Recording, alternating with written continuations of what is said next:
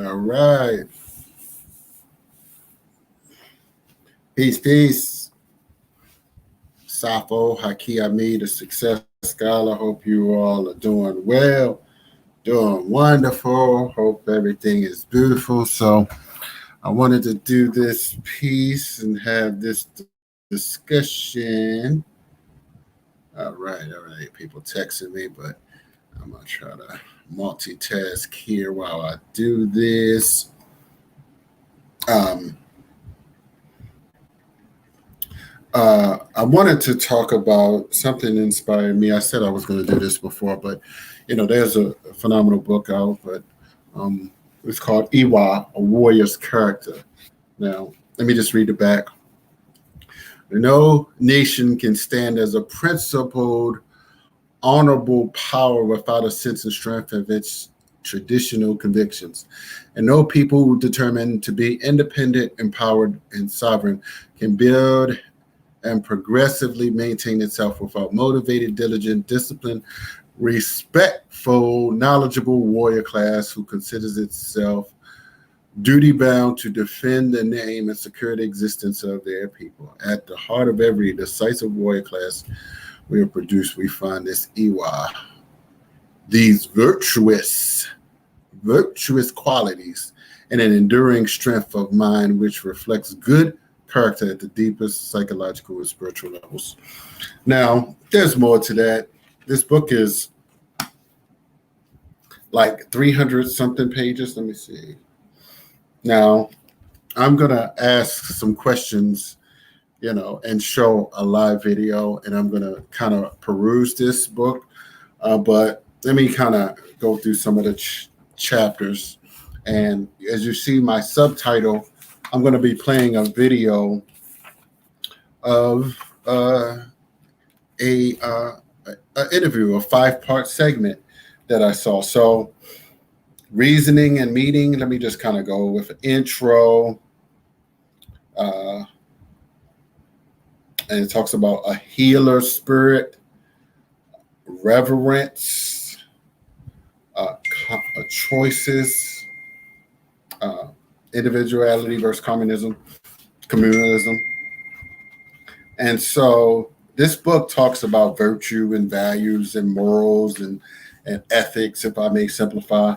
Let me just every warrior's character is a direct reflection of his or her spiritual, psychological, and physical inheritance. No one is separate from the ethical or moral mind of his or her people.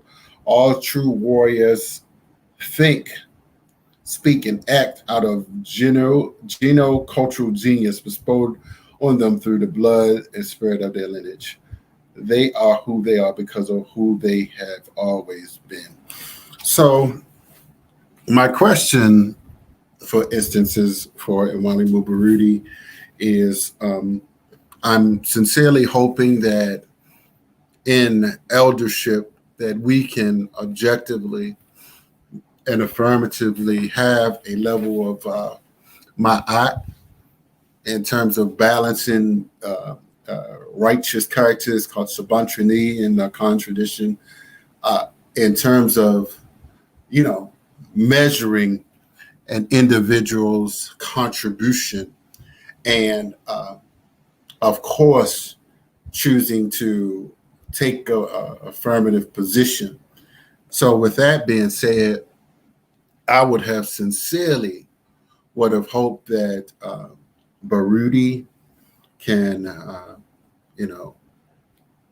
demonstrate certain types of leadership. I know he's an elder, but, there are some things that you have to be able to recognize and to lay and take a bold position on. So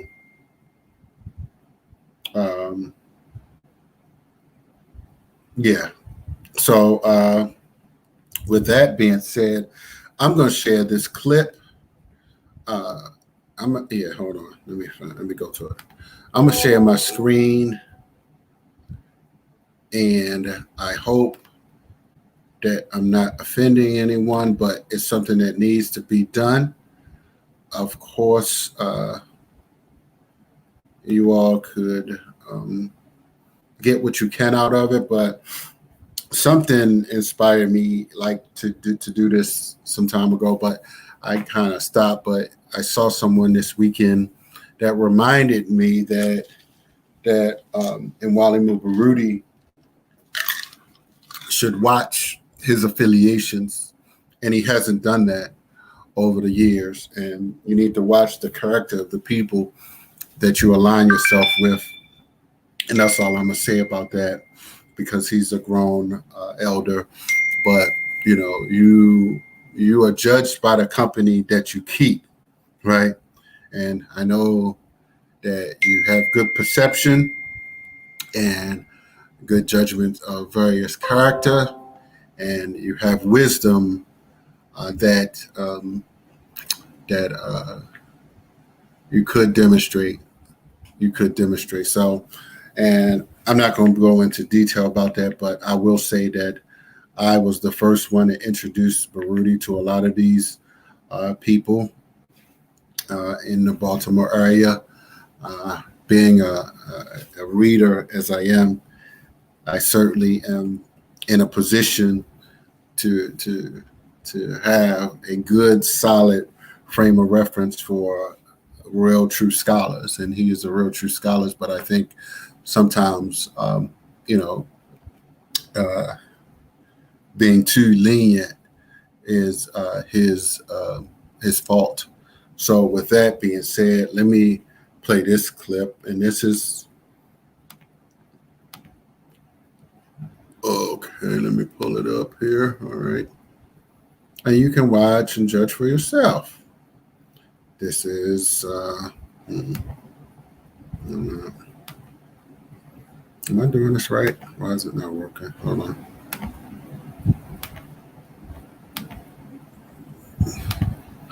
Why is it not working? Should I share my entire screen? I guess I could share my entire screen. Yes, why not? Darn it. It's not working. Darn it. Why is it not working? Hold on. Let me try it one more time. Let me take it from the top. Oh, it is sharing my screen. Okay, here we go. Oh, it is sharing my screen. Okay. All right. So let me go ahead and play this, y'all. All right. Can you all see it? Let me pull it up on my phone.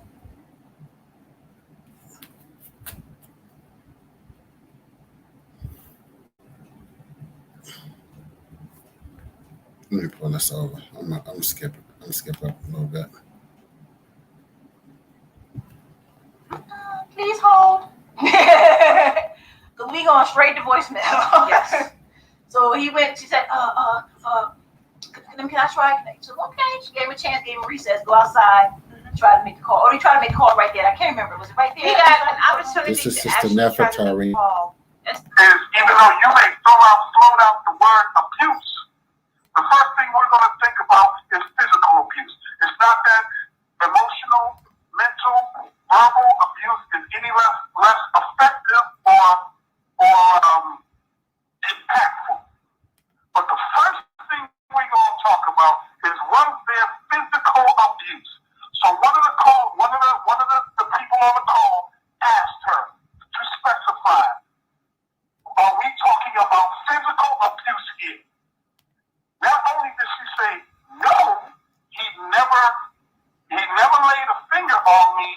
She said, never, ever. So we're not just talking about an isolated incident when two people were having a disagreement and then, emotions may get away from them. She's talking about the entirety of the relationship. Now, all of a sudden, the lanes get amnesia. Call stuff. And here's what I'm going to do. And I want anybody on this call who's in contact with the lanes to let them know Stanley and Boston will be going on Facebook after this call to unblock them. You let them know you got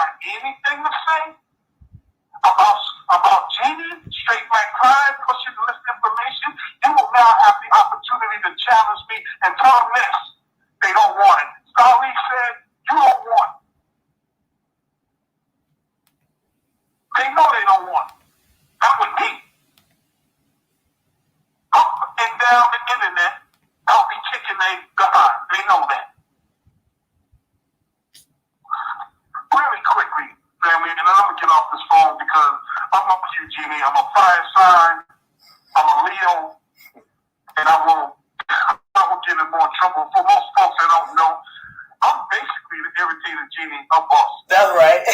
I was terminated from my position as a 17-year Boston firefighter for essentially the same things that you heard. What did we found? Threats. We made little empty threats towards myself and my husband. Yeah. But you could have came to the court, Sally Road. They was right there.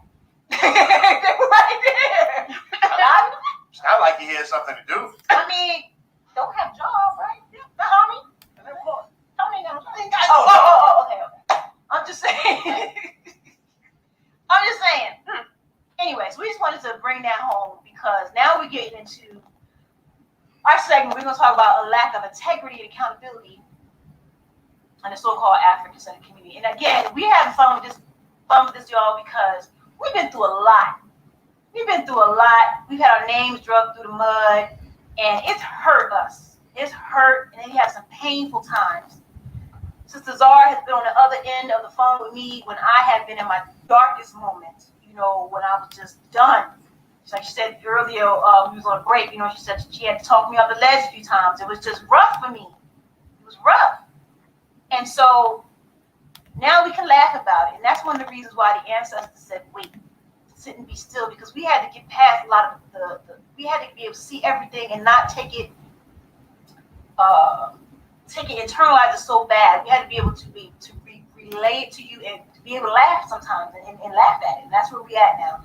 So we want to talk about another thing. Talk about Solid Road. One of the things I want to talk about was that there was a whole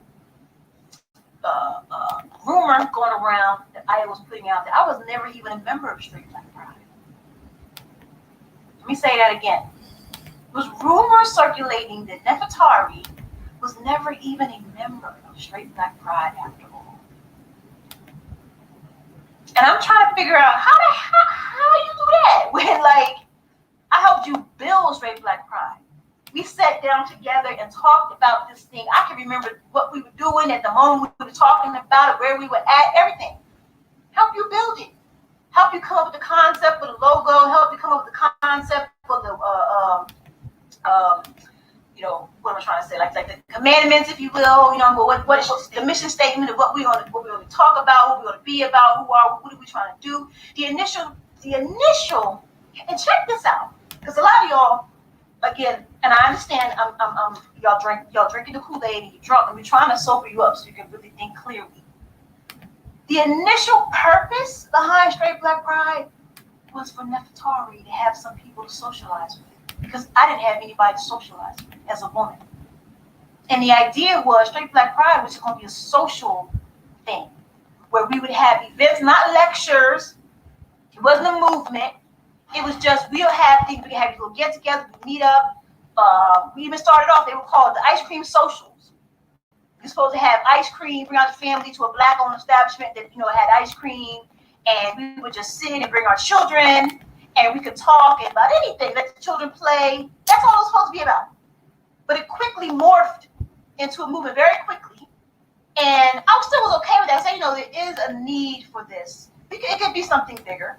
And then it went from being just a movement, and now we're talking about chapters, right? Mm-hmm. But slowly but surely, see, I was pushed to the back. Okay, yeah, but you can't. Wait a minute, now let me fix we're this going up. to have these chapters, and we're going to have leadership.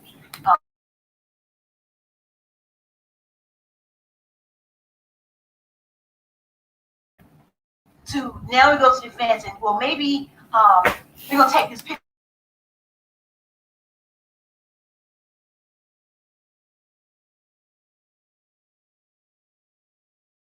Her in these pictures because Hope y'all can still hear. Security, right? This is my wife, and it's not good for her. I keep her safe with the children, but behind closed doors, let me tell you something. It has nothing to do with security. In a heartbeat, I'll put you back on the air. In a heartbeat, I'd have you doing lectures. But I can't because you have ego problem. And you're a narcissist. Who? Me. Wow. Who? Me. Me.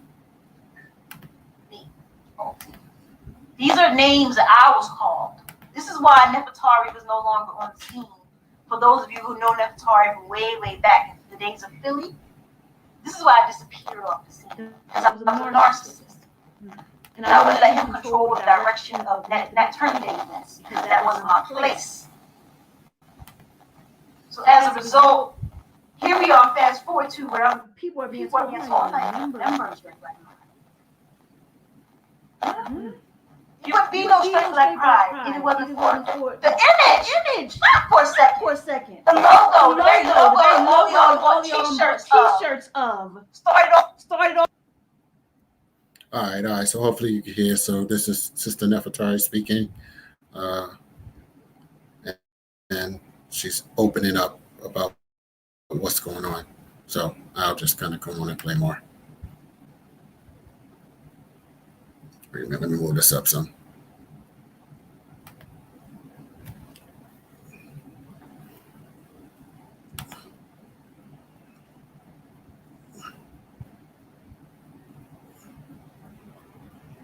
Yeah. I ain't calling him back. That's a guilt call. You should call me on your own. Not because somebody guilted you into it. I knew it. He calling me out of guilt. Not because you truly care. Because somebody guilted you into that. Don't give me that guilt. Call me because you care. You should have been calling a long time ago. I'm past you. You got your own things to deal with. You got a whole lot of your own stuff to do. Let me say something right now, Bomani. No. Let me say you for a second. Because you put me in your little song. Tom. What was Tom? The song Tom? His album. You know, we talked about Tom. They had to beat the bricks off Tom. Remember? And it was Nefertari. Remember the song? He said Nefertari was so proud. Put my song. Sister Nefertari. Go back and play it. Go back and play it. Brothers spitting all kinds of flows. Every rhyme proper those. Shake cracking jokes. He told me dude was a square like a pack of smokes. I took it as a random thought. Tom told me that his girl was running late, that she would meet him at my place about 8:15. Look down, check the time, about 1/4 the bill. We got 30 minutes to chill. It's good to see him for real. Sister Nefertari looking at the Rastafari like something ain't right, but don't let it ruin the party. IG looking army. He said he got a funny vibe. Dude looking corny. He ain't fit to join the army. I nodded to acknowledge the scholar. He said dude was a clown like Ronald McDonald. You better watch him. I better take heed. Genie know how to spot him. And nigga be a problem when this nigga's playing.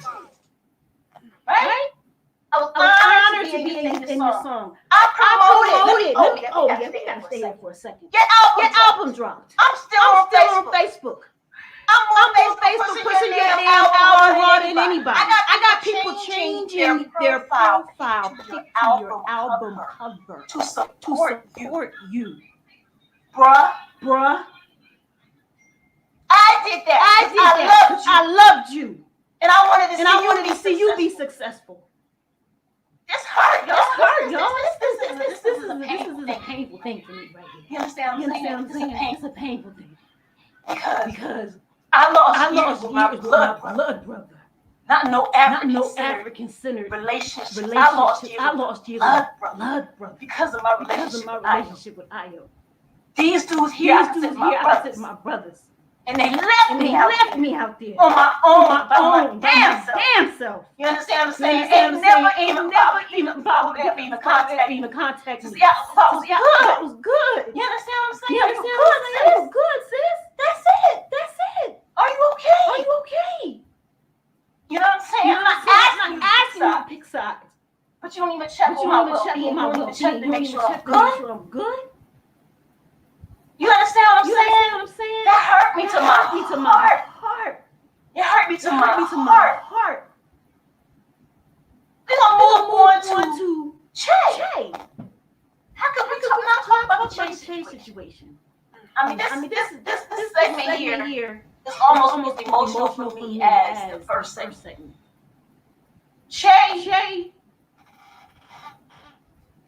Chase father was born on the same day as my father. They both have transitioned. So that was like an instant connection. I said, you like a brother from another father. A brother from another father. You know what I mean? That was like our little thing. Che was from Jersey, just like me. So now we had double. Definitely my brother. We both from Jersey. I know. He's been from Jersey, bottom out of been from top to bottom, and everywhere in between. I know where Che mama lived. I'd have met Che mama. My mother had met Che. My mother had drove Che in her car from DC all the way to New Jersey.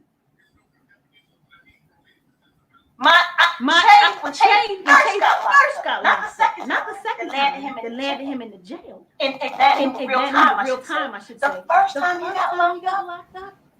And the first sister he was messing with reached out to everybody. He needed money. He needed bail. He was all on Facebook. Everybody donate, get him out of jail. Everybody gave their nickels and coins, right?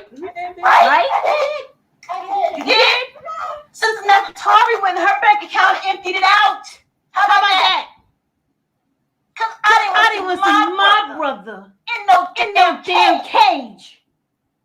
I went in my bank account and emptied out a little bit of savings I was saving for my car for my children. And emptied it out. And went and delivered that money. Matter of fact, I went in the middle of the night. I'm in Jersey visiting my mom. I went in the middle of the night to the little corner store. All kind of hoodlums in there. Okay, I got $1,200 on me in cash. Trying to send it through the Western Union to get to the girl so she could put it on the books. His mama personally called me. Damn you, some damn yellow broad. I'm coming at you next. I'm coming at you next.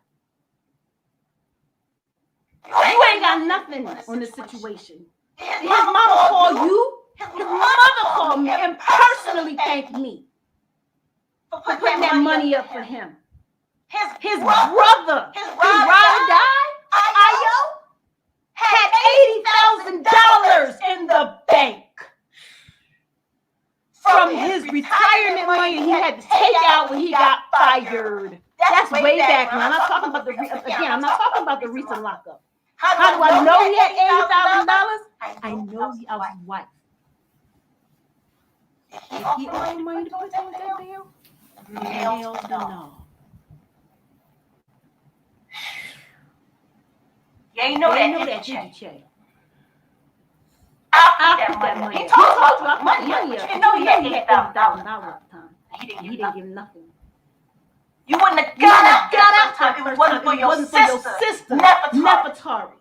Facts. But money gave money. People gave money. It wasn't enough to get your ass out of jail. You would have been still in the first time. I was distraught when I found out that you were sleeping with the cave Becky's. I was hurt. But at the same time, I wasn't shocked. Truth be told, I wasn't shocked. Why? Because I know where you're from. I know where you're from. I know you went to high school. I know what the cave Becky's. I know they come at black boys like they preying on you in New Jersey. Like they the hunter, and you are the prey. And they come at you offering all kind of stuff, blow your mind. And you grew up all around them right there in East Windsor.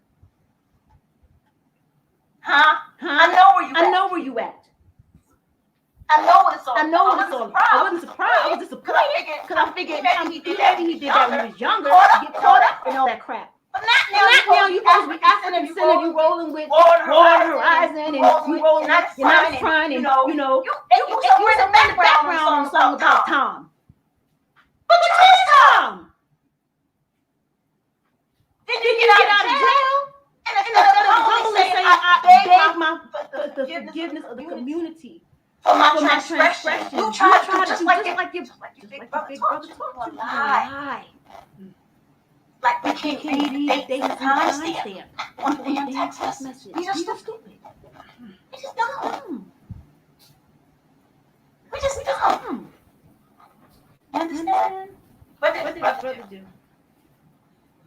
What did his brother do with the information? When it was presented. When Sister Palmer contacted him. What did he do? This is first-hand information because other than the brothers interviewing Ayo and we're gonna get to Mellow Yellow the Bride. She apparently got more information than me, and I was white. She got more intel. So yeah. Maybe you ask her that question. Maybe she knows. I'm not gonna get myself too upset about her because let you do it. I'm gonna leave her alone. You put my husband's name out there. I ain't gonna never forget that. And I don't fight. So. Okay. What did Ayo do with the information once it was presented? Let's talk about this. What we calling it? What's it called? Bros over hoes. So when the information was presented, I remember I had a conversation with Ayo about what I said you have to expose it. There's no ifs, ands, there's no question mark. You have to expose. That's what you're known for. If it's Farrakhan, you up all night long put together the most elaborate presentation you can to expose him. If this was Elliot Blunt, you put up the most elaborate presentation you can to expose him. Day and night, you're working overtime. You gotta do this, regardless of the fact that this is somebody that's supposed to be your man, your people. It don't work that way. Well, I'm playing devil's advocate. Well, you tell Ayo, leave that alone. Leave that alone. Seti. What was his response to you when you told him that? Hell no. He don't do it. Who else don't do it? It's his job. That's his job as an African. To do what? Expose them. What happened to Jay? Not me. See what it is. You don't have to be a rocket scientist. You don't have to be a rocket scientist to understand what's going on here. We all black. We all have perception and understanding. Clearly we know what it is. Shay got the receipts. He got receipts on all of them. He got his pockets so fat. You know what I'm saying? With receipts on Bomani.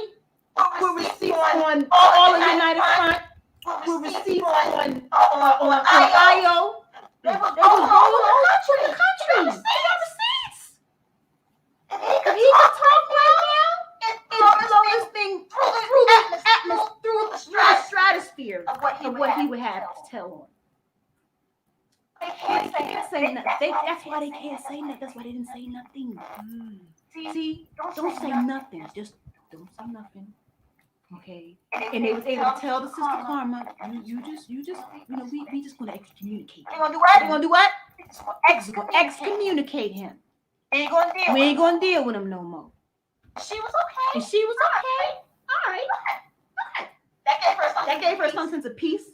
Because that sister put herself on the line. Just like the first sister did. Not about her. I don't even know her name no more. I don't even know his name, honestly. Her first sister helped him out when he was got locked. Now this new sister on the scene. Doing the same thing. Everybody on the phone. And she's going to try this track. There's got to be assaulting as an African woman to see this. I'm standing up for this dude and he got these. What is this?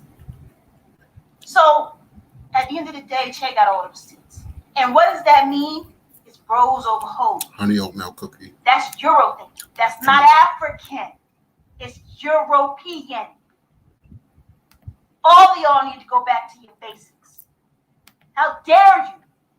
You are all un-African because you are all said bros over hoes, whether it's Sister Karma or it's Sister Nefertari. It don't matter. I'm standing by my brother. Them women don't mean nothing. Whether she a girlfriend or or she a wife, whether she's a children's mother or not, doesn't matter. It's bros over hoes, so them secrets stay buried. They stay with us. That's why when Shay got out of jail, it's all love. Because, hey, at the end of the day, he might be sleeping with Kate, Becky, but he is a goon. They ain't trying to see him for a number of reasons. Not necessarily because they scared of him physically, but Lonnie might be able to give him a run of his money physically. You know what I'm saying? But at the end of the day, you don't face that rap of them receipts coming out. He got a wife. Who got a wife? Got a wife. Okay. He don't face the receipts. You understand what I'm saying? So at the end of the day, that's what it comes down to with Shay. But Shay, you disrespected me, bro. As an African woman, you can't call me. You can't call me. Because that hurt. That hurt, bro. That hurt. That hurt. I know where you live. I know where your mama live. I done met your son.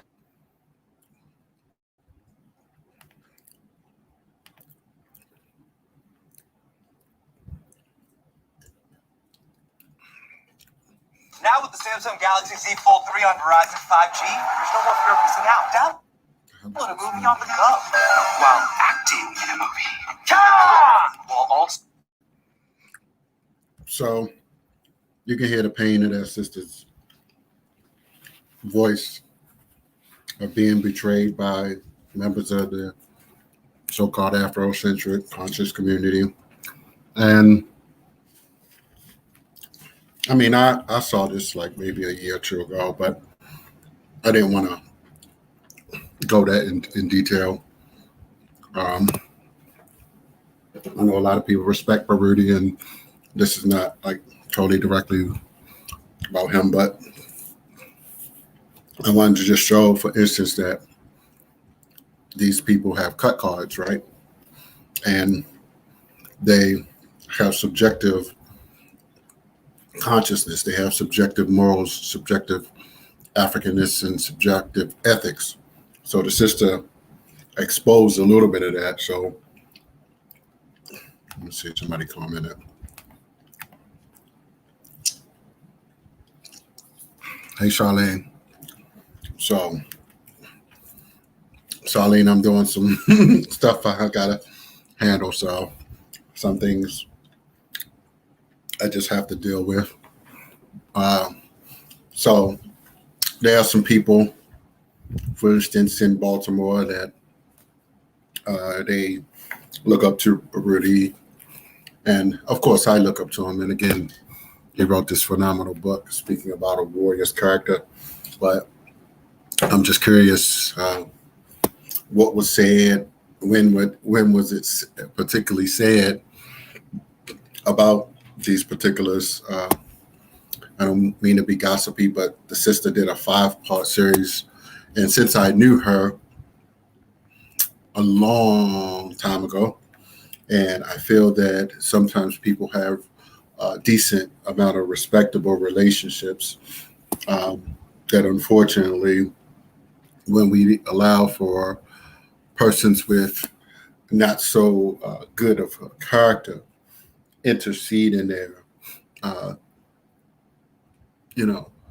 they minimize one's growth. And I'll just give, and what I mean by that is I had, a stronger relationship with Baruti, and many people didn't like that because I was putting them on, I was making them grow, I was, putting in work for them, and we were doing things, and, I was moving his books, right? So, personally, one-on-one. So people didn't necessarily like that, but I'm gonna get, so this sister did a 5-part series on this. I'm gonna share a little bit more. It gets deep because she names Baruti, Ashwakwezi, and many others directly by name in this. And I'm just curious of these different groups, for instance, in the Baltimore area.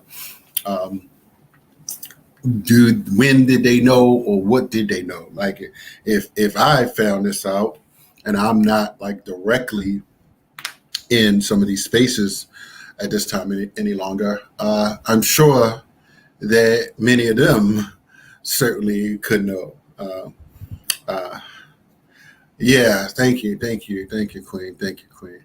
I appreciate it. Let me put your comment up just to let you know. Yes, I help people a lot, so thank you, sister. So, and one thing I look at now, and I wish that I was, able to have a conversation with Baruti, because, I know where he would be if I was still connected to him.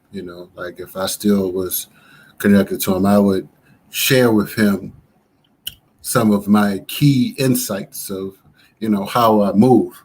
And I think that he would respect, how I've grown substantially, and how I think, having read a significant amount of his books, and how I move and how centered I have been over the years. So let me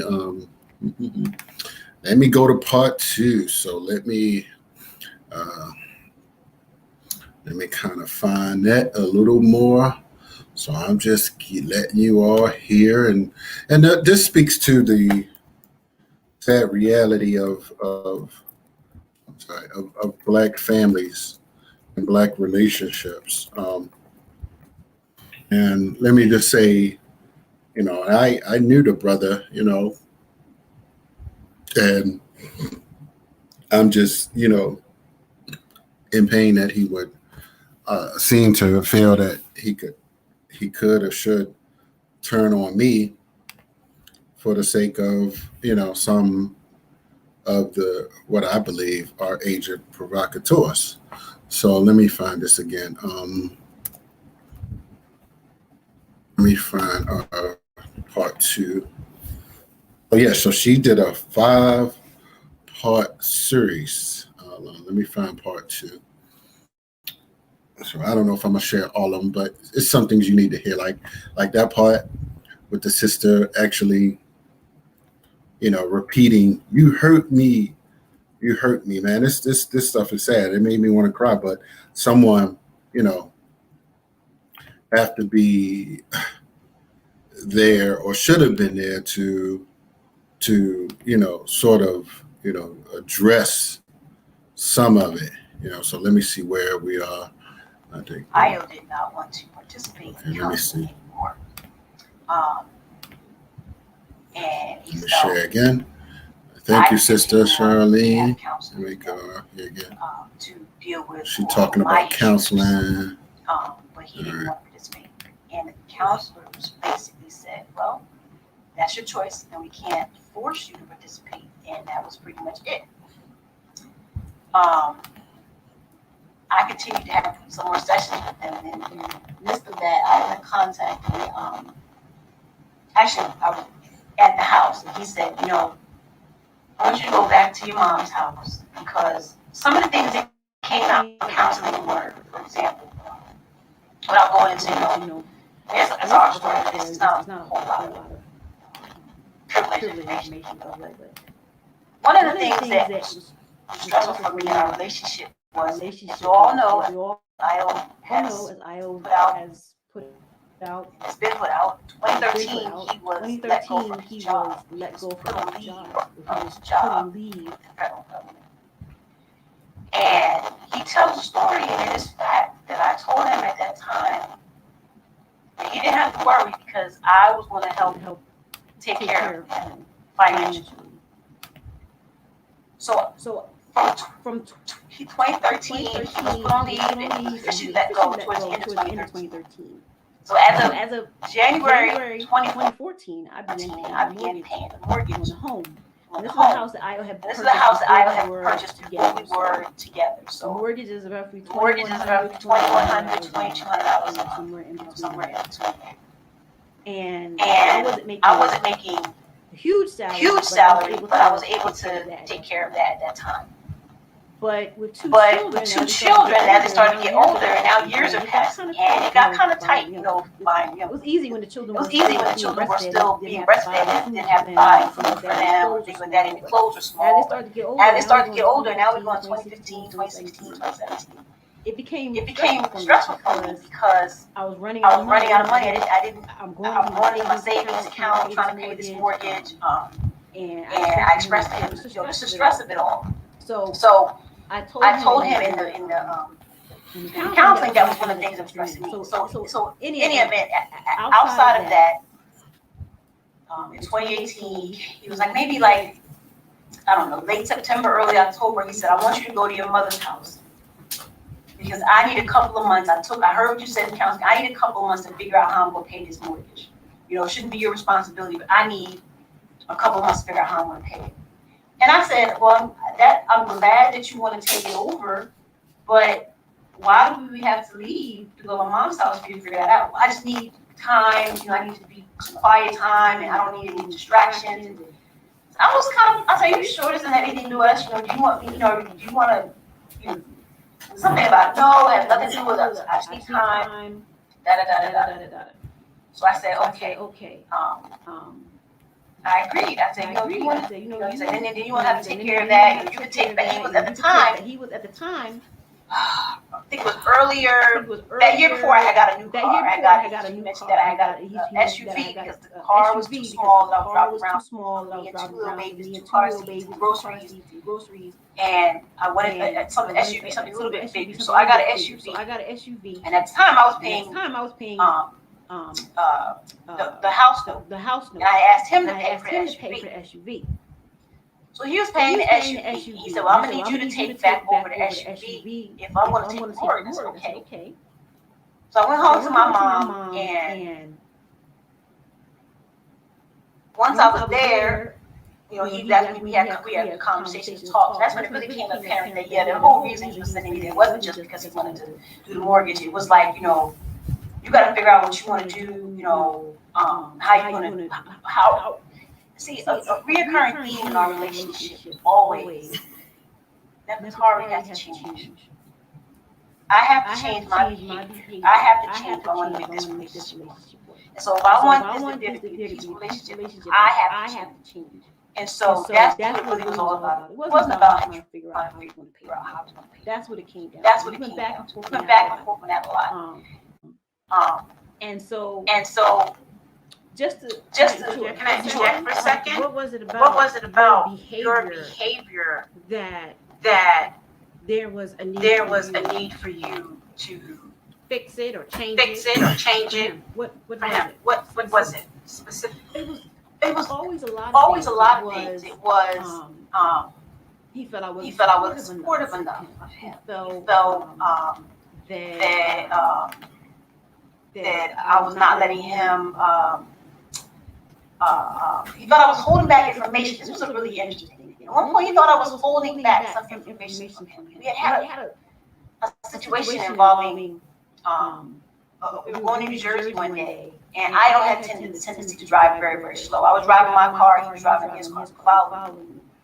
And we were supposed to stop to get something to eat, and I went around him. I went around him because I knew he was on the phone. He was probably on the phone talking to somebody. I know the restaurant I'm going to.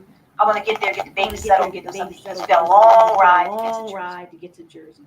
And in any event, he got upset because I went around him, and we had a huge blow about it.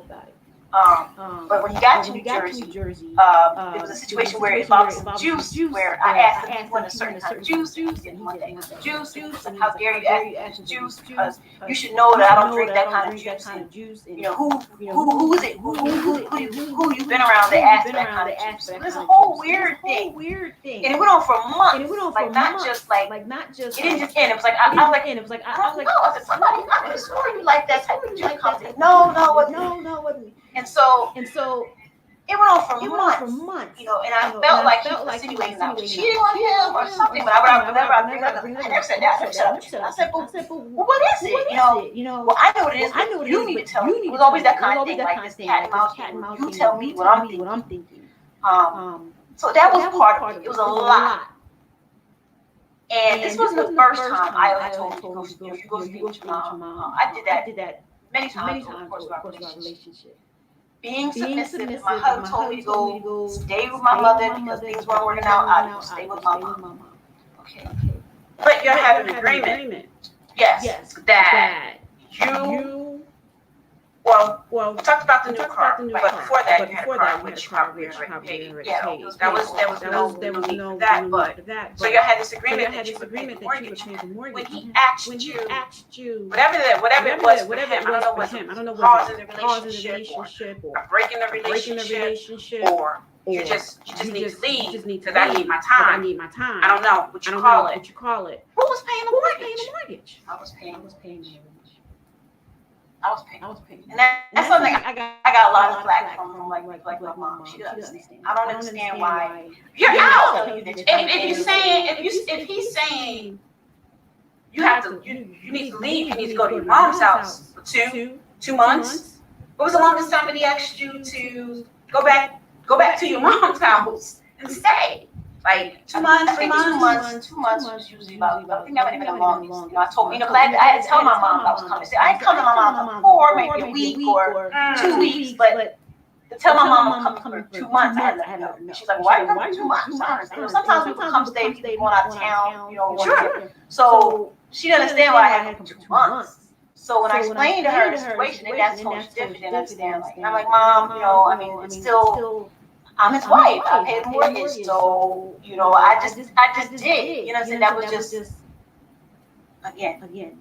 I just did. That was just me. I did it. But that was being submissive. I was being submissive. Can't be anymore. Listen, I need people to understand something because I need all the black men out there, black males who chimed in on the situation. Came to his defense. Those who know me. Those who don't know me. Do you have any sisters out there who have said you don't have to work? I'm going to pay for the roof over our head. I'm going to pay for the groceries. I'm going to pay for the children's health care. I'm going to pay for utilities. The utilities he paid. Oh, okay. He paid utilities. But I paid for insurance, car, cell phone. But the biggest bill is the mortgage. In addition to the other. So, and we have two children, the husband, groceries very expensive, right? All that stuff, but I paid for it. I was trying to take as much off his plate as possible. Even in doing that, I was struggling because I didn't have that type of income. So if we fast forward a little bit, it got to a point where financially, I was struggling, and my credit wasn't that, starting to go down. Financially, I couldn't handle this mortgage, and then we wanted to try to enroll our children in African school. So all these things together, it was like, because now, okay, let me go back. One of the things I realized to do, I said, I gotta find a way to make more money. I was thinking how the money wasn't coming in for him. Okay. I gotta figure out how to make more money. So I started looking for ways, and I found a new industry that I wanted to get into for work. And I did, and I was successful at it, and it totally increased my income. Way more than I had ever made in my life. And I was excited. I'm like, listen, now you don't really have to have any more money. We never have to worry about money again. At least not in this career path. You don't have to worry about money, and you can focus on what you're trying to do, all the stuff you're trying to do. You don't have to worry about paying not only the mortgage, you don't have to worry about paying the car. Right. You don't have to worry about paying the electric bills. Right. We can put them in school. Right. You understand what I'm saying? I need to know to the black men out there what sister has come to you and offer that. Offer that to you so that you can fulfill your dreams. Because a lot of times, none of women, black women have done that. And that's the thing.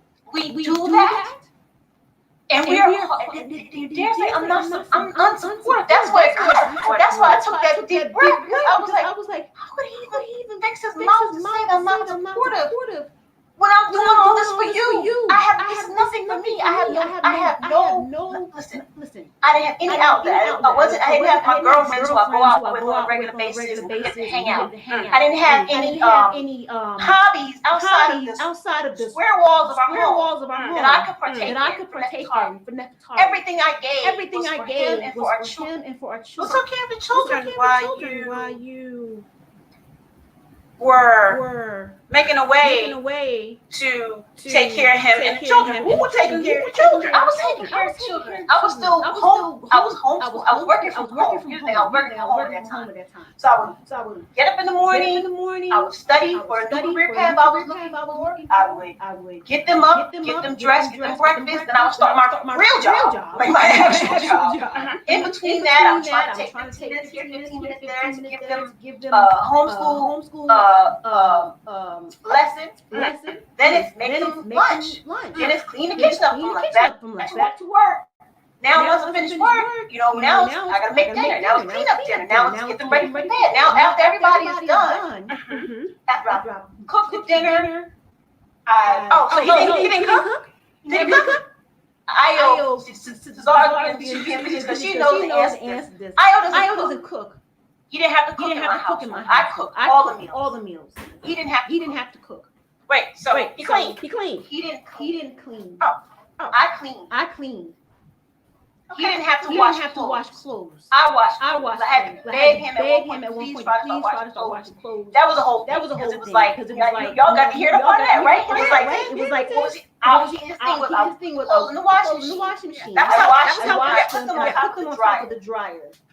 After they're dry. You come get them and fold them, and that's the whole thing. But my point is, I did that. And I only asked him because it got to be so much. I needed some help. And so I did those. You understand what I'm saying? I wanted you to say all of this because somewhere in there I'm trying to see where you were not being submissive and not supporting him. I mean, I don't think answer to it. So let's step back for a second. I want to go back. We talked about a lot of things. You talked about a lot of things about your relationship and how it led up to that day in June. You also talked about what happened that particular night. I'm sorry, I got to take you back to the situation again because I know the question is hanging out there among folks.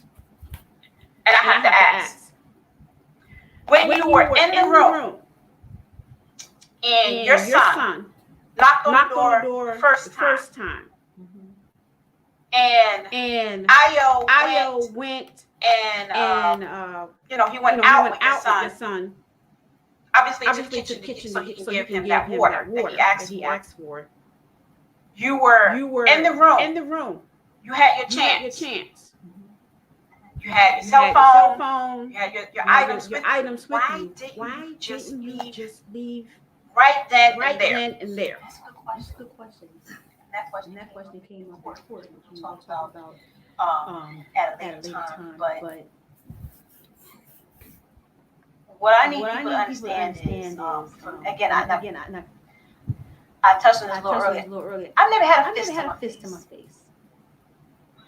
I've never had a man put his hands on me. I've never had a man threaten to put his hands on me. So I'm trying to, and I know I said I was like, I'm trying to decipher what is all this? What's happening? I'm frozen. I'm standing up against a wall in my bedroom, frozen in fear. And again, I'm not frozen in fear of. Frozen in fear. Just want to pause. I'm not frozen in fear. Okay, I'm gonna come back to that. So as you see, just want to pause. There's a discussion. I'm gonna come back to that. There's a discussion about domestic violence, where, for instance, in Iwa does threatening, and I never had a woman or saying I never had fists balled up at me. Where does that talk about that in this? I just need to know, and for those that are fans and supporters and those that interview and buy Baruti books, of course, yes, you may keep buying them, but if you are, standing up in mod or race verse or whatever, as you will soon learn that these different groups, as I have theorized. And I just had an interview with a young brother. He talked about community and things like that. And I just laid it out that, you don't want everybody in. You cannot have everybody, and Baruti talks about this, in your center, right? So I'm just saying that eventually I think that sometimes elders become a little bit more relaxed in their standards, and they just allow for anyone to interview them, although we write about homosexualization and effeminization of African males, and we speak about the sexual gender confusion. I know that sometimes we have to be able to spot those that, that have a little bit more masculinity, or those that have a little bit more femininity in their ways. So, so that's all I'm saying about that. Just watch the company that you keep. Watch the company that you keep. Watch the company that you keep, because, some of us are conscious and oriented times 5. We are wide awake, and we see we have good emotional intelligence, good health, good judgment, and we have our confidence. So we're able to see different things, and we know what's going on, and we don't have like total cut cards. So, but let's keep it going, shall we? Here's a sister. Let me go back to screen. Hold on. And I know. But why you doing this, man? Of some stranger. I'm frozen in fear of the man who I have pledged my life to, my husband. So in my mind, I'm trying to rationalize, number one, what the hell is happening? 2, how do I get out of the situation? 3, if I do that, when I do get out of the situation, what's going to happen to my family? All this stuff is going through my head, but I need you to understand also the layout of our house. You've been to our home, but for those listening, you don't know. The way the layout is, all the bedrooms are close together, and in a long hallway that goes to the kitchen. And in the kitchen, there's another hallway that goes to the front door. In order for me to get out of that house, he would have seen me. I have to go by the kitchen. I'm not going to be able to leave. There's no secret passageway to get out of it. There's no other way but besides me going past him. So that I don't even think it occurred to me to do that. But even if it did, I'm frozen in fear. The lawyer at one point asked, why didn't I call 911? You hear that? She's living in fear. She's living in fear. Where they do that at? Durham Muhammad. Where they do that at, Durham Muhammad? Since you have words for me or lies, all of that.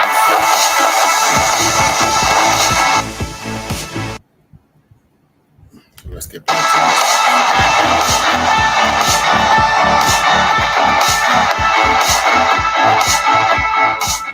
What? Wait a minute. I don't know how I got here, but hold on. Okay. That's better. That's where I'm supposed to be. Hold up. So I'm just curious how. All right, there we go. And what you have to understand is, we're in what? We're in what? African community. We don't believe in calling them. We don't do that, right? African Center community. I'm not going to call my husband. My children are upset. They're all afraid. They don't know. And I'm still in shock. I don't really know what the hell's happening. I'm still in shock. I'm still in shock and disbelief.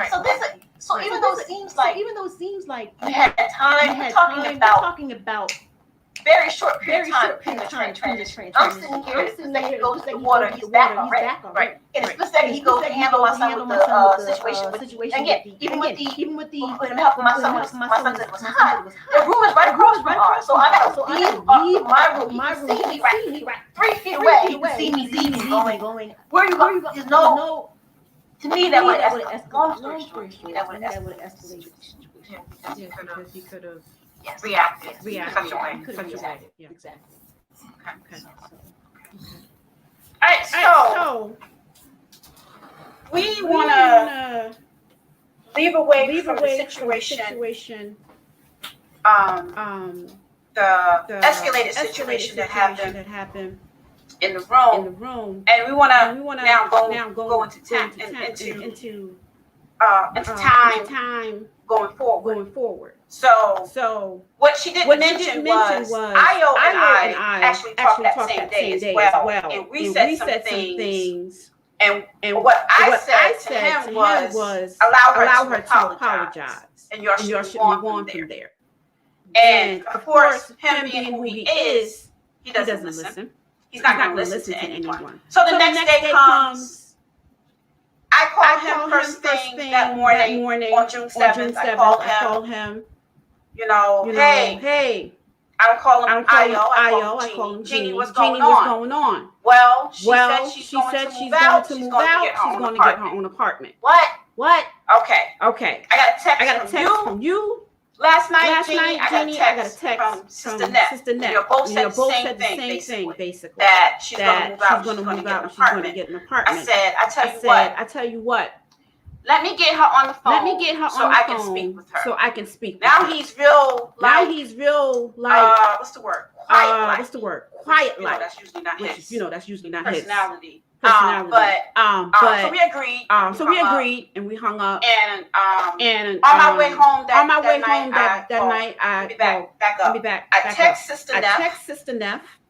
And I told her that I was going to give her a call. After I left work. So she said okay. I called her, and when she began to tell me what happened the night before, I went into shock. And I want people to understand this. Brother Genie was that guy for me and my husband. We joined this organization and movement because we believed in it. We not only believe in the movement and the organization, we believe in the man that was leading and created the organization. He wasn't just someone that was a leader within the organization. This was our brother. When he came to visit us, or we went to visit him, we were a family. You understand? We gave him practically his own. That was his room. He came to our house. That was his room. You understand? As far as we was concerned, based on our relationship, there was no wrong that this man could do because the essence of what the movement and the organization was about. There is absolutely no way it could be to the contrary to that. Meaning, black man, black woman, and black child. That is the basis of the movement. That is to be upheld and upheld high. So when I'm talking to my sister on the phone and she began to tell me what happened, my heart, I'm just like, what? He did what? And so it begins.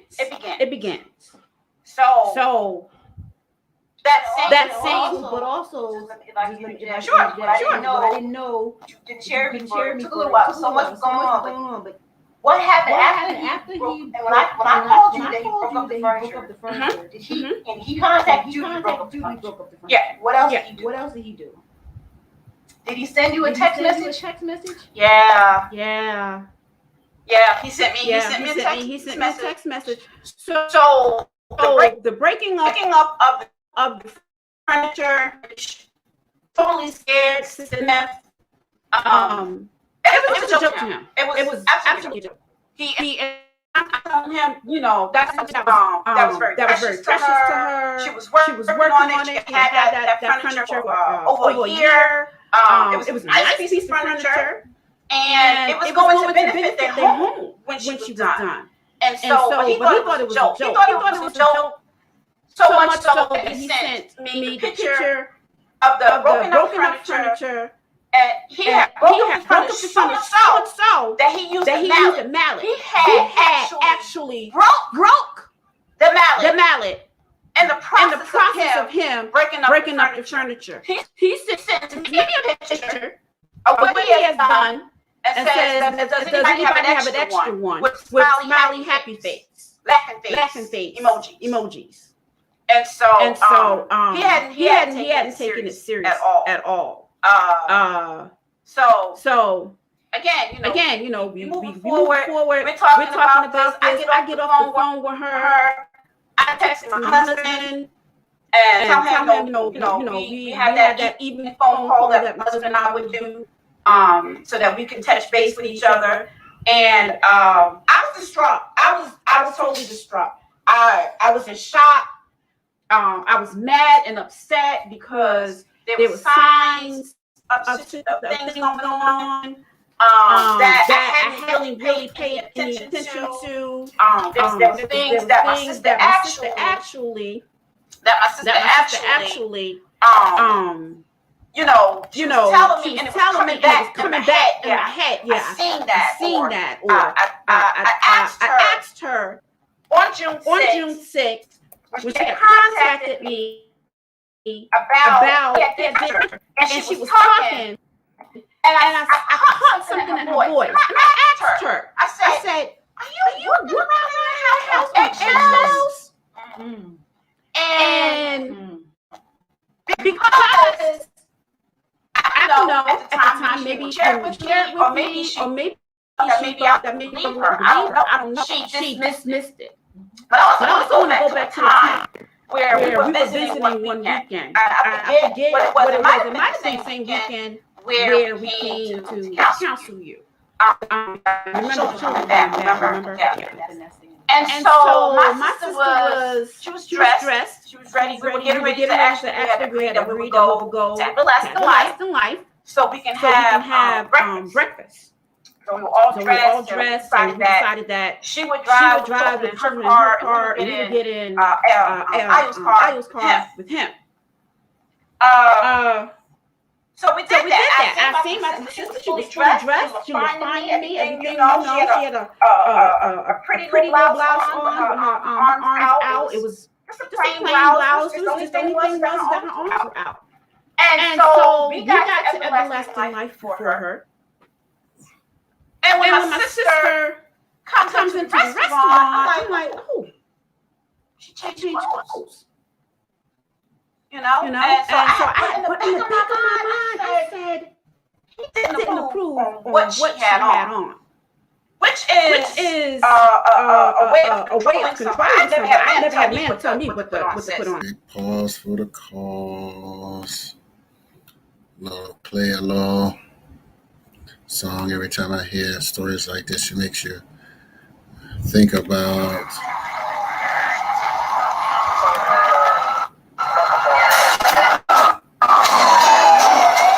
wait a minute. Let me find it.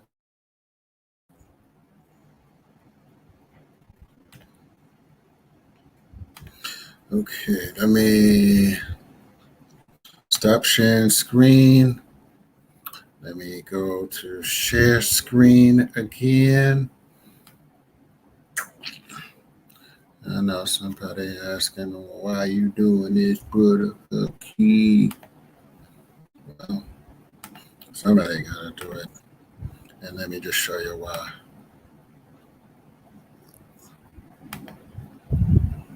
All right. And this is exactly why. All right.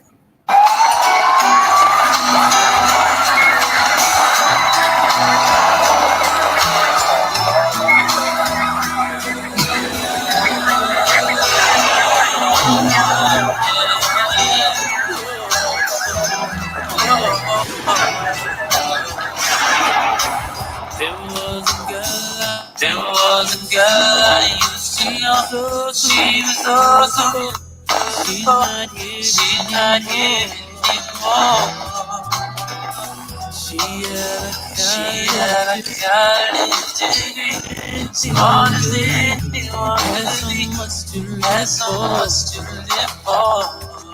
She fell in love, broke down, man.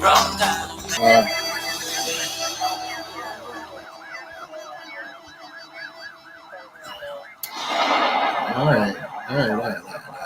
So, I apologize. I know this could be a little triggering for some.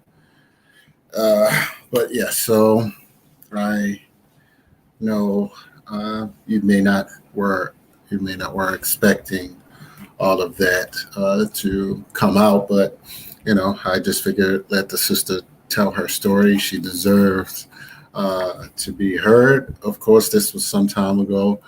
Other elders, including I'm sure Mwalimu Baruti, and I'm sure that some others were aware of several of these cases, as she later admits that they were aware of some of the details. I'm not sure of all of the facts, but this is a warrior's character, and it really dissects how some men, for instance, have a sense of ego and power, unfortunately, that many other men do not, in fact, question, due to the instability and the fragility of Black manhood, where it never should have got that far, and certainly I would have hoped that the brother would have self-corrected his behavior and recognize that, he's not like a young man, so you got to think like where it's the healing that comes into play. And I think that's unfortunately where many Black men who are angry with the global system of racism, white supremacy, they want to take particular actions, so they build up this masculine type of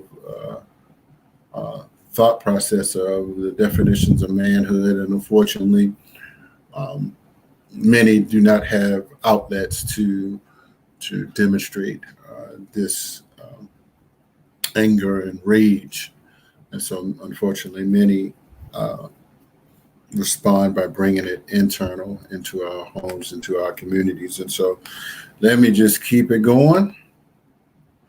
And let it like maybe a month later, we were talking, and you said, I remember something. You remember that time? And I was like, before you even finished the sentence, I said, he made me change my shirt. And you were like, I knew it. I seen it. I knew it. And I was like, it didn't feel well. It didn't feel right with me at all. I remember that. I made a mental note way in the back of my head about it. So we're moving on. Let's talk about the excommunication. The excommunication that happened. So immediately, there was that Wednesday. I spoke with my sister that evening on Thursday. By Friday, I had already discussed it with my husband. We were stepping down as regional leaders of the Atlanta chapter because we felt like we were not going to be a part of an organization where potentially the leader of the organization and the creator of was at the house abusing his Black wife. There's no way in the world. I want to be involved in an organization like that. And so as time went on, the next week we discussed it. There was other people within the organization.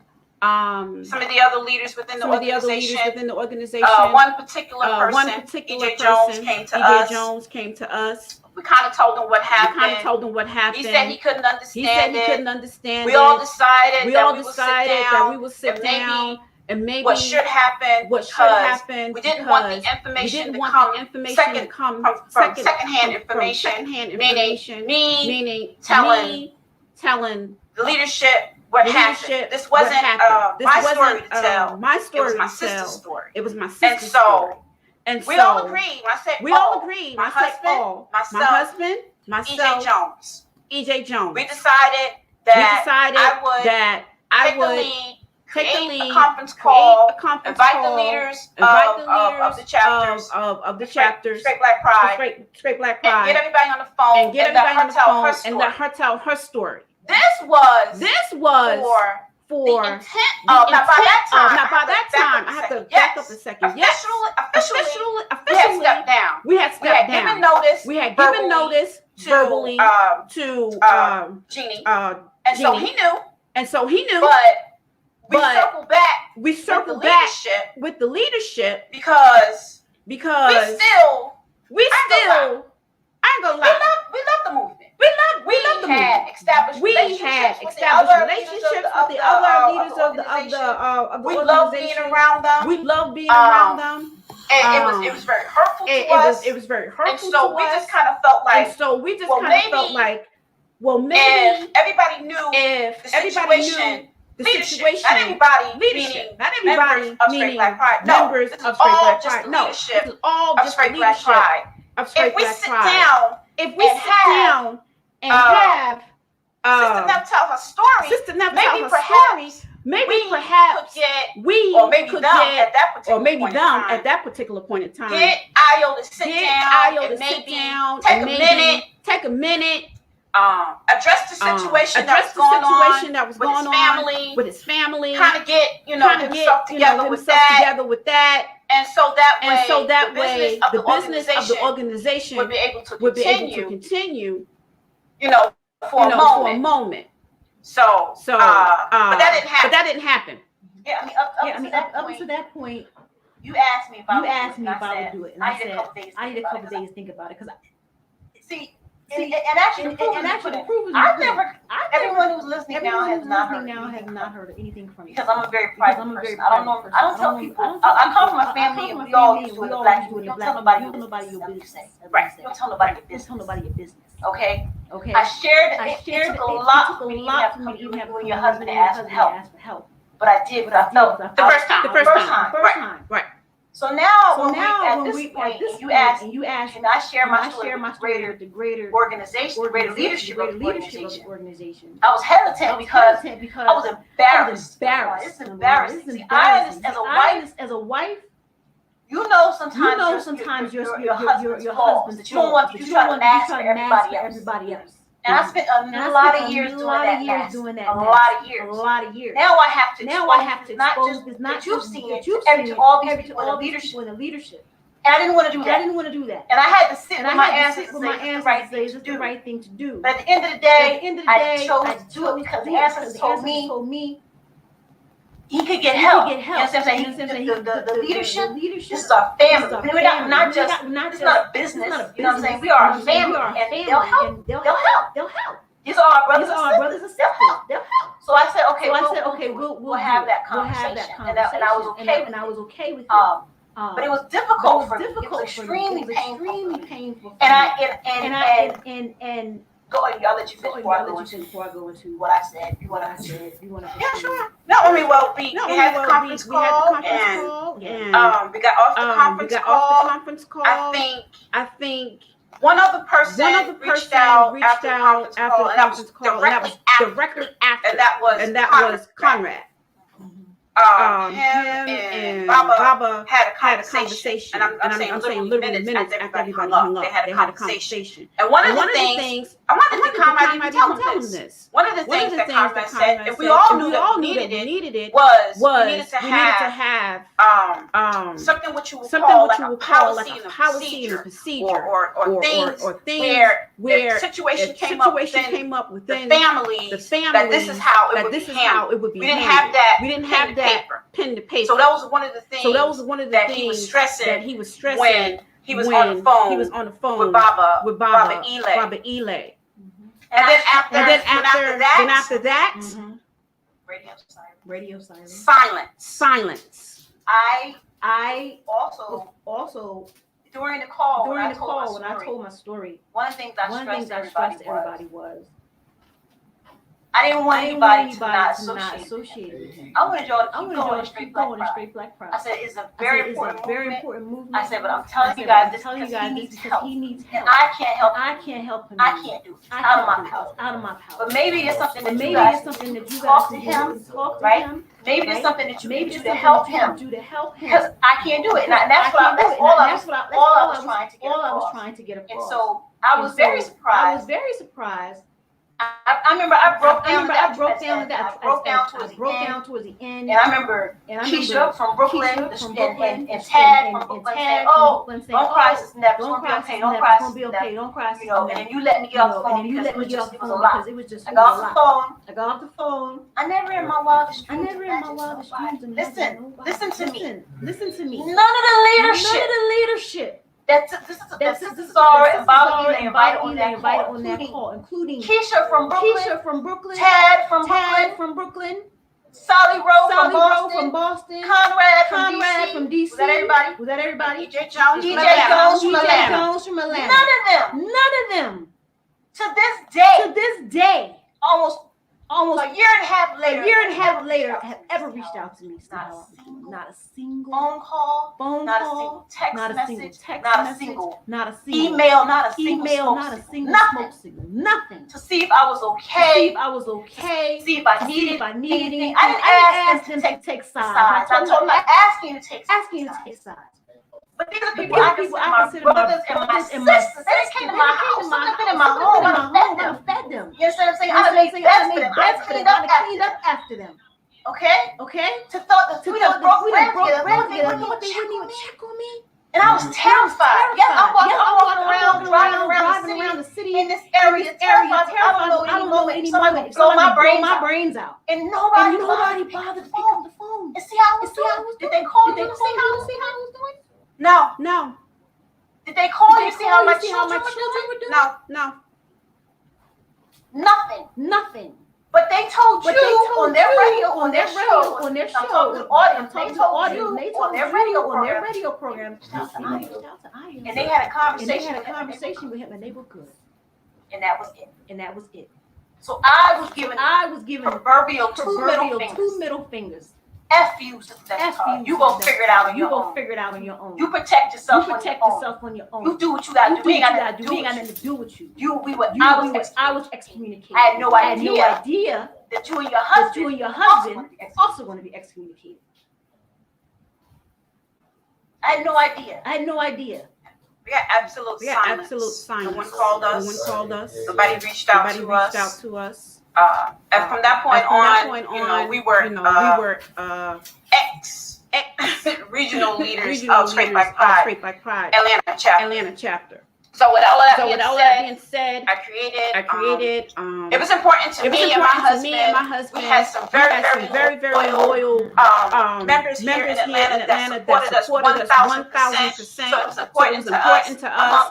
Among others, we had not only launched Straight Black Pride Atlanta, and thereafter we did other various events that we supported. And then the very last event was the Asafo conference that we 100% financed. And so we felt like we needed to let our members know, and we needed to let all the people who had supported us in the time in which we launched up until that time. And we also talking about radio, where I had the radio show, Straight Black Queens. I mean, we had a lot of support, and so it was important to us that we let our people know that we were no longer part of Straight Black Pride.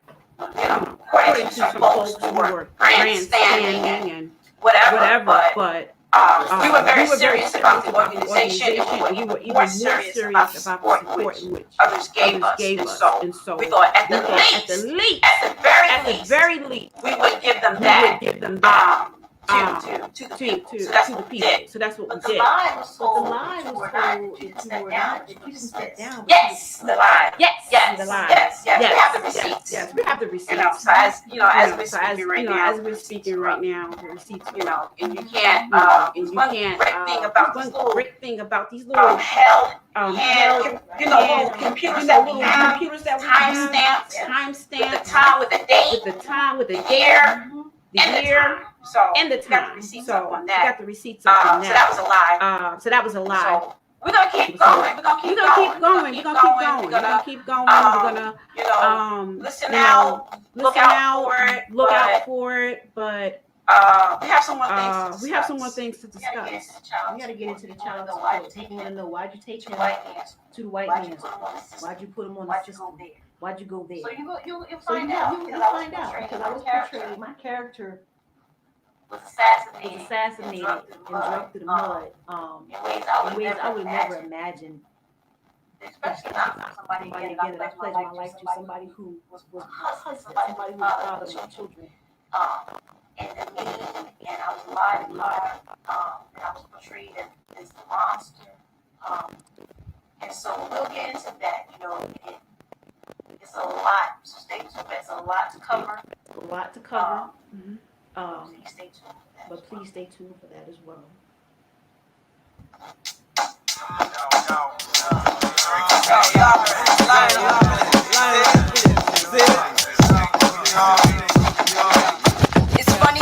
It's funny how money changes situation. Miscommunication leads to complication. My emancipation don't be your equation. I was on the humble, you on every station.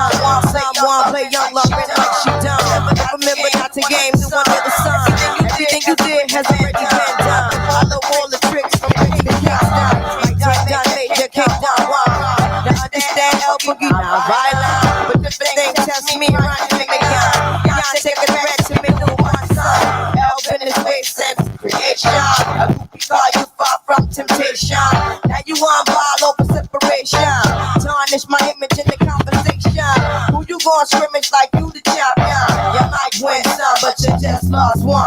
You might win some, but you just lost one. You might win some, but you just lost one. You might win some, but you just lost one. You might win some, but you just lost one. Now how come you talk terrible? Ain't the whole world for the try to grab hold of, but you can't control. Now you walk lost for the sight to behold. Wisdom is better than so much gold. I was told that's how I'm on control. Every man wanna act like he need to get down on his knees and repent. Can't slip talk under day of judgment. The movement similar to a serpent. Try to play straight how your whole step in. Consequences, no coincidence. Hypocrites always wanna play in the sand. Always wanna take it to the full out extent. Always wanna make it seem like good intent. Never wanna face it when it's time. See if they're gonna be joining us. Oh snap! Wait a minute.